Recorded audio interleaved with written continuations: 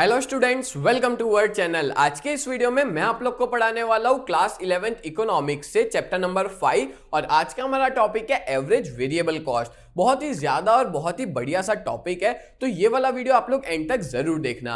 आगे बढ़ने से पहले मैं आप लोग को बता दूं कि अगर आप लोग ने चैनल को सब्सक्राइब नहीं किया है ना तो जल्द से जल्द कर लो, बिकॉज जब तक आपका 11th 12th फिनिश नहीं हो जाता तब तक मैं आपके लिए वीडियोस बनाता रहूंगा। और डिस्क्रिप्शन के अंदर ना एक व्हाट्सएप ग्रुप की लिंक देके रखी है, तो आप सभी लोग उस लिंक में ज्वाइन हो जाओ, जिसकी वजह से आपको हर वीडियोस की अपडेट टाइम टू टाइम मिलती रहे और ये सारा स्टडी मटेरियल भी उस ग्रुप में फ्री ऑफ कॉस्ट मिल जाएगा। तो चलिए शुरुआत करते हैं आज के हमारे इस टॉपिक की, एवरेज वेरिएबल कॉस्ट।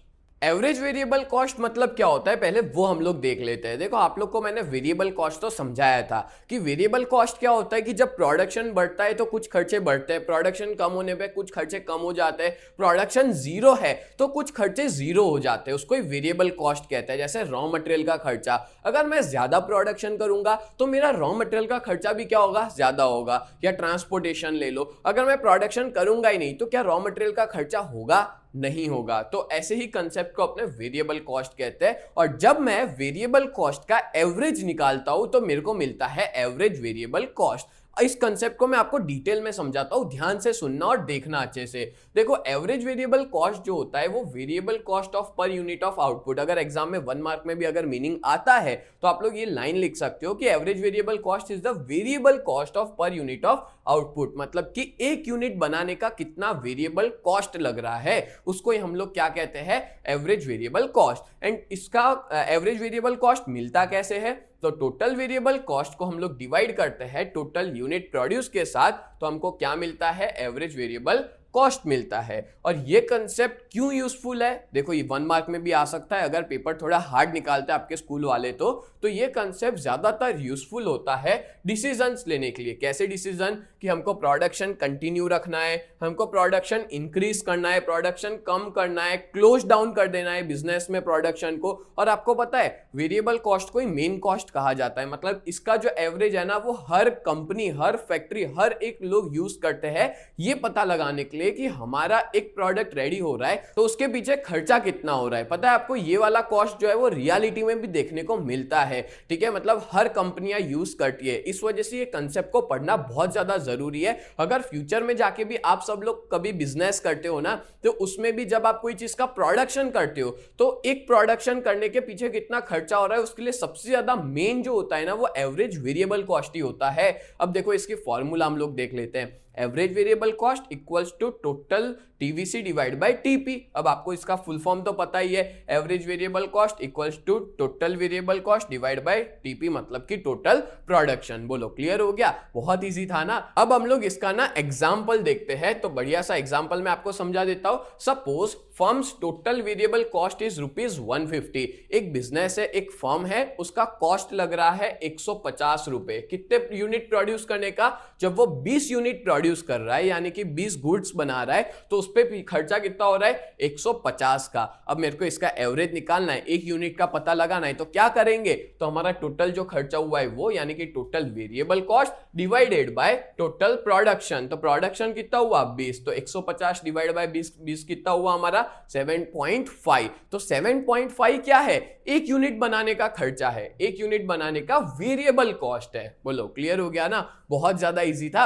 अब मैं आपको इसका टेबल और डायग्राम बनाना सिखाता हूं। आगे बढ़ने से पहले मैं आप लोग को बहुत इंपॉर्टेंट इंफॉर्मेशन देना चाहता हूं। अगर आप लोग 11 जीएसईबी कॉमर्स में हो और अपनी प्रिपरेशन बहुत ही बढ़िया तरीके से करना चाहते हो ना तो आप लोग हमारी इस बैच में ज्वाइन हो सकते हो। हमारी बैच का नाम है न्यू बैच, जहां पे हम लोग 4 सब्जेक्ट पढ़ाते हैं, अकाउंट, स्टैटिस्टिक्स, इकोनॉमिक्स और ओसीएम। और इन चारों सब्जेक्ट के आपको लाइव लेक्चर्स भी हम मिल जाएंगे, मतलब मंडे टू सैटरडे हर रोज लाइव लेक्चर्स पढ़ाते हैं, as well as recorded videos भी प्रोवाइड करते हैं। आपको यहाँ पे रेगुलर टेस्ट दे पाओगे, साथ में हैंड रिटन नोट्स मिल जाएंगे, 24/7 डाउट सॉल्यूशन प्रोवाइड किया जाता है। और इस पूरे बैच की प्राइस जो है वो बहुत ही ज्यादा रिजनेबल है, 2999 पूरे साल के लिए, जब तक आपका 11th फिनिश नहीं हो जाएगा तब तक के लिए। और हमारी बहुत ही बढ़िया सी टीम है, मैं आप लोग को इकोनॉमिक्स और ओसीएम पढ़ाऊंगा, कल्पेश सर आपको अकाउंट्स पढ़ाएंगे, हेमल सर आपको स्टैटिस्टिक्स पढ़ाएंगे। और अगर आप लोग इस बैच के बारे में और ज्यादा डिटेल में पता लगाना चाहते हो तो आप लोग हमारी वेबसाइट को विजिट कर सकते हो। हमारी वेबसाइट का नाम है www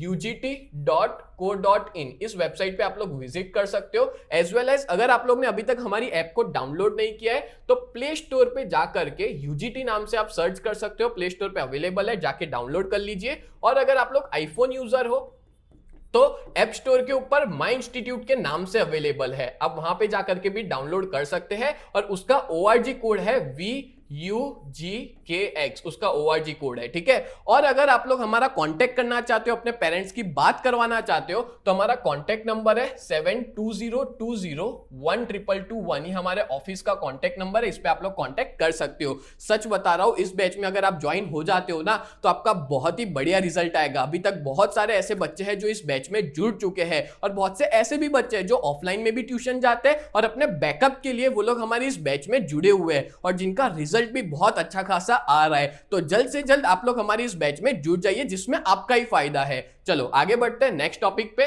देखो ये भी काफी ज्यादा इजी है, आप लोग ध्यान दोगे ना तो आपको आसानी से आ जाएगा। देखो तीन वो देके रखे हैं, कॉलम जो है वो देके रखे हैं, ठीक है। सबसे पहला क्या है, आउटपुट। अच्छा आपको पता ही है आउटपुट का मतलब क्या होता है, प्रोडक्शन होता है। और टोटल वेरिएबल कॉस्ट यानी कि टोटल वेरिएबल कॉस्ट तो आपको पता ही है कि प्रोडक्शन बढ़ने पे ये कॉस्ट बढ़ता है, प्रोडक्शन कम होने पे कम हो जाता है। तो देखो जब प्रोडक्शन हमारा 10 था तो वेरिएबल TVC कितना था, 80। जैसे जैसे प्रोडक्शन बढ़ता जा रहा है ना, TVC क्या होता जा रहा है, बढ़ता जा रहा है, टोटल वेरिएबल कॉस्ट, ठीक है। ये हमने पहले वाले वीडियो में देख लिया था, जब मैंने आपको टोटल वेरिएबल कॉस्ट का समझाया था, उस टाइम पे मैंने हर एक चीज एक्सप्लेन की थी। इवन आपको पता है ये जो मैंने डेटा लिखा है ना वो भी उसी का ही है, उसमें से ही लिया हुआ है। तो आपको ये याद करने की जरूरत नहीं है, अगर आपने पहले याद कर लिया था तो। जब मैंने फिक्स कॉस्ट और वेरिएबल कॉस्ट का टॉपिक समझाया था तो उस टाइम पे ये जो डेटा लिखा था ना सेम वही डेटा है ये, ठीक है। अब आपको करना क्या है, बहुत ज्यादा इजी, अगर आपको ये लर्न हो गया तो इसमें खाली यही लर्न करने की जरूरत है और कुछ लर्न करने की जरूरत नहीं है, ठीक है। देखो अब क्या करना है, टोटल वेरिएबल कॉस्ट को डिवाइड करना है टोटल प्रोडक्शन के साथ। तो 80 डिवाइड बाय 10 कितना होगा, 8। 150 डिवाइड बाय 20 कितना होगा, तो 7.5। 210 डिवाइड बाय 30 कितना होगा, तो आंसर आएगा 7। 290 डिवाइड बाय 40 कितना होगा, 7.25। 390 डिवाइड बाय 50 कितना होगा, 7.8। फिर 500 डिवाइड बाय 60 कितना होगा, 8.33। एंड 620 डिवाइड बाय 70 होगा 8.85। अब देखो हर बार मैं कहता हूं, वापिस कह देता हूं आप लोगों को कि डायग्राम जो है ना वो हमेशा टेबल के बेसिस पे बनाया जाता है, और हम लोग कंसेप्ट पढ़ रहे एवरेज वेरिएबल कॉस्ट का, तो डायग्राम भी किसका बनेगा, एवरेज वेरिएबल कॉस्ट का, ठीक है। तो अगर आप लोग साथ साथ में बनाना चाहो तो मैं आपको गाइड करता जाता हूं प्रॉपर तरीके से। सबसे पहले क्या करना है, आपको दो एक्सिस प्रिपेयर करना है, एक्स एक्सिस और वाई एक्सिस, और यहां पे आएगा आपका point of origin. X axis पे हम लोग क्या लिखेंगे, तो आउटपुट लिखा जाएगा, किसमें होगा ये आउटपुट, यूनिट्स के अंदर होगा। और वाई एक्सिस पे क्या लिखेंगे, तो एवरेज वेरिएबल कॉस्ट लिखेंगे, जो किसमें होगा, रुपीस के अंदर होगा, ठीक है। अब देखो, अब मैंने यहाँ पे ना कुछ पॉइंट्स लिखे हैं। अब ये सारे जो नंबर्स है ना वो 8, 7.57, मतलब ऐसा समझ लो कि 7 से 9 के बीच में है, ठीक है। 7 से 9 के बीच में ही ये घूमने वाले हैं सारे नंबर। तो मैंने क्या किया, 1 का डिफरेंस ले लिया, जिससे डायग्राम बहुत एक्यूरेट बने। तो 1 2 3 4 5 6 7 8 9 10 इस तरह से ले लिया, और इन सबके बीच में ना गैप इक्वल होना चाहिए, ठीक है। डिस्टेंस जो है वो आप सब इक्वल रखना, 1-1 सेमी का या 2-2 सेमी का, जो आपको ठीक लगे। फिर बात करें तो आउटपुट, तो यहाँ पे आपको आउटपुट लिख लेना है 10 20 30 40 50 60 70। यहाँ पे भी सबके बीच में डिस्टेंस कैसा होना चाहिए, इक्वल होना चाहिए। डन है, चलो आगे बढ़ते हैं। अब देखते हैं सबसे पहला पॉइंट क्या है, 10 पे कितना हुआ, 10 पे 8, तो पॉइंट लिख लेते हैं 10 पे 8 यानी कि यहां पे, ठीक है। फिर 20 पे कितना है, 7.5, तो 20 पे 7.5। फिर 30 पे 7 है, तो 30 पे 7 है, डन, यहां पे एक डॉट कर लेते हैं। फिर 40 पे क्या है, 7.25, तो 40 पे 7.25 आप लोग भी अगर करना चाहो साथ साथ में तो कर सकते हो, ठीक है, जिससे बहुत एक्यूरेटली आपका डायग्राम बनेगा। 50 पे 7.8, 50 पे 7.8, डन। फिर 60 पे कितना है, 8.33। आप लोग ना प्रॉपर यूज करना स्केल और उसका, जिससे आपका डायग्राम और ज्यादा एक्यूरेट और प्रिसाइज बने। और 70 पे है 8.85, तो 70 पे है 8.85, डन।